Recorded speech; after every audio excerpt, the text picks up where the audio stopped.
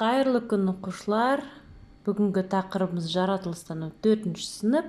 Кенсіз пайдалы қазба деген не? Бүгінгі сабақта сен қандай пайдалы қазбалар кенсіз деп аталатынын білесің. Еліміздегі кенсіз пайдалы қазбалардың таралу аймақтарын анықтайсың. Тірек сөздер: кенсіз пайдалы қазбалар. Балалар, суретте не көріп тұрсыздар? Керемет баспалдақтар. Эврика мен Негеш Астана опера театрына барды. Театрдың баспалдақтары мен еденінің жасауға қандай материал пайдаланғанын түсіндіре аласыздар ма? Оны қайдан алады?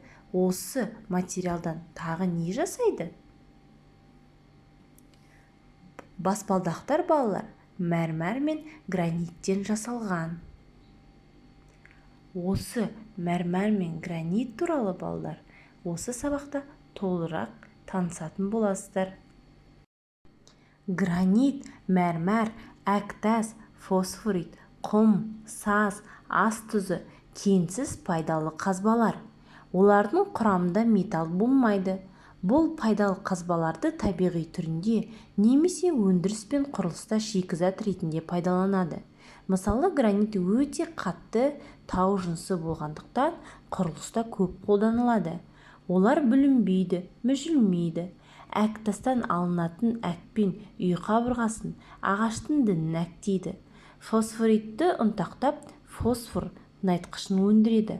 Ас тұзын күнделікті тамаққа қосады. Әктас, бор, құм, саз және басқа да құрылыста қолданылатын қазбаларды еліміздің көптеген аймақтарынан кездестіруге болады. Олар ашық әдіспен өндіреді. Фосфор алынатын фосфорит кені Қаратауда шоғырланған. Оның қоры жөнінен еліміз дүниежүзінде 2-ші орында. Қызылорда облысы Арал ауданындағы тұз өндіретін орындардың бірі Жақсықылыш. Білесіздер ме, балалар? Асбест жіңішке талшықтардан тұратын кенсіз минерал. Ол отқа жанбайды. Сондықтан одан ыстыққа төзімді пеш мұржасын, өрт сөндірушілердің киімін жасайды.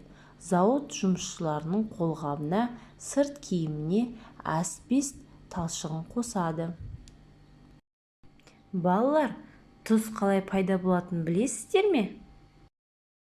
Жер асты тұзды сулары және тау жыныстарының құрамындағы тұздардың аса қанығып еруінен пайда болады. Есте сақтаңыздар, балалар.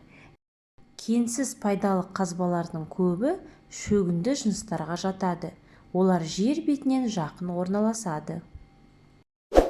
Назарларыңызға рахмет, сау болыңыздар. Менің каналыма жазылуды ұмытпаңыздар.